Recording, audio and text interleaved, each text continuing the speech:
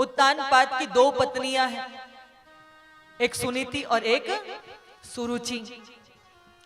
सुनीति कौन है? बोले सुनीति वो है जो धर्म के अनुसार चले, नीति के पथ पे चले, और जो धर्म के पथ पे चलता है, संस्कारित होता है, मर्यादित होता है, गुरुजनों का, बड़ों का आत्म जो है सम्मान करता है, उसके गर्भ में ही ध्रुव जैसी संतान का जन्म होता है।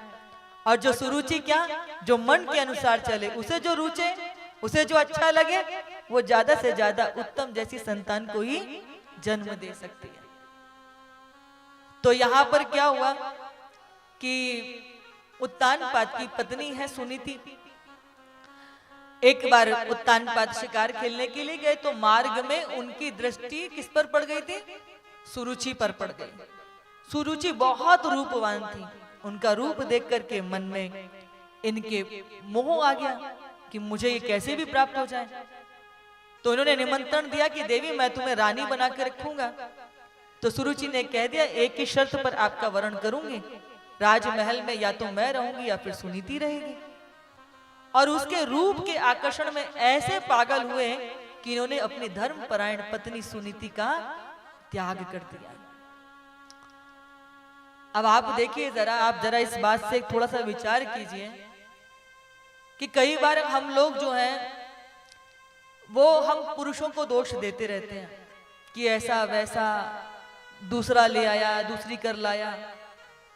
पर वो स्त्री कैसी होती है जो जिसके मन में ये नहीं आता कि जो मेरे लिए किसी और को छोड़ सकता है, किसी और के लिए मुझे भी तो छोड़ सकता है। और मैं कैसे दूसरे को दुख दे करके सुख की कल्पना कर सकती हूँ।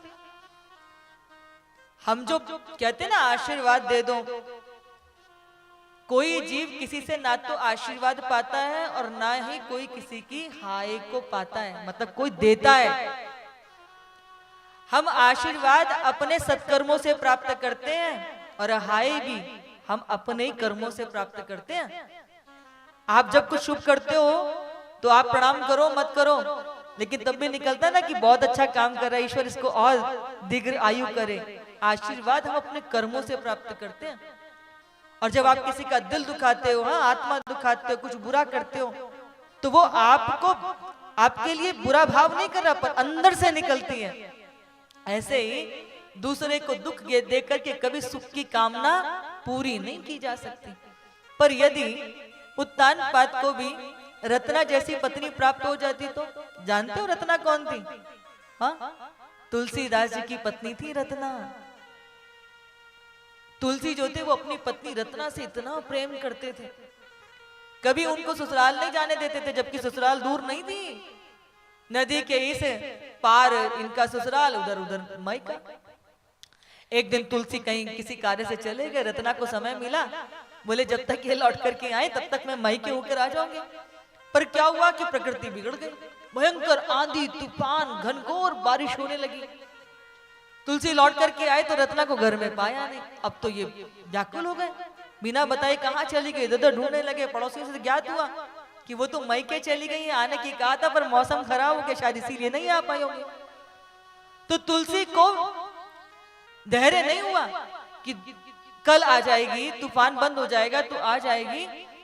तुलसी चल दिए और मन के अंदर इतना उनके बेलन था कि चली गई बिना बताए। विकट कामनाओं को देता चुनौती चला वियोगी, विकट कामनाओं को चुनौती देता हुआ। तो क्या हुआ, देखा बाहर खूब सारी आंधी तूफान चल रहे हैं, नदी में बाढ़ आई हुई है। नाविक से कहता है कि मुझे उस पार कर दे। नाव वाला कहता है तेरा दिमाग खराब है, इतना तूफान आया हुआ है, तुझे अपने प्राणों से प्यार नहीं पर मुझे तो प्राणों से प्यार है, मेरा परिवार भी तो है आगे। तो एक मृत बहते हुए शव को नौका बना करके नदी पार की। अब जब वहां पहुंच गए तो मन में संकोच भी आया कि इतनी आंधी तूफान घनघोर बारिश हो रही है, द्वार खटखटाऊंगा तो लोग क्या कहेंगे कि सुबह तक प्रतीक्षा नहीं कर सकते थे। जानते कि पत्नी ऊपर, तो मृत सर्प को रस्सी बना करके ऊपर चढ़ गए। जैसे पत्नी ने देखा तो अवाक रह गई। विकट कामनाओं को देता चुनौती चला वियोगी, काम कामना से निंदित होके हो जाती उपयोगी। अगर गले लग जाती रत्ना तो कैसे होते हुलसी सुत तुलसी तुलसी दास, अगर बुझ जाती प्रेम पिपास। सम्मुख जब तुलसी को देखा तो गले नहीं लगा लिया कि देखो मुझे कितना प्रेम करते हैं, आंधी तूफान का सामना करके मुझसे यहां तक मिलने के लिए चले आए। नहीं, ऐसी प्रीत हराम पर तैसी राम पर होए, चले जाओ बैकुंठ को बाह न पकड़े कोई। ऐसी प्रीत इस मलमूत्र की पोटरी से है, यदि ये प्रीत आपकी राम के चरणों से लग जाती तो आपके साथ साथ मेरा भी उद्धार हो जाता। और वही चोट तुलसी के सुत तुलसी को तुलसीदास बनाती है। और फिर तुलसीदास जी रामचरितमानस जैसा ऐसा महाकाव्य रचते हैं कि जिस घर में, अब कहते हैं ना कि जिस घर में रामचरितमानस नहीं होता, वो कहते हैं वो हिंदू का घर ही नहीं है। ऐसा अद्भुत काव्य देने वाले, पर यदि रत्ना ने हृदय से लगा लिया होता तो ये होता क्या, होता क्या।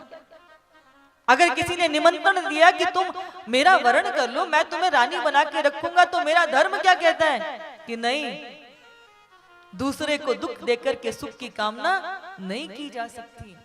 इसलिए स्त्रियों, जो घर टूटते हैं ना, पुरुष से ज्यादा उसमें भूमिका स्त्री की होती है।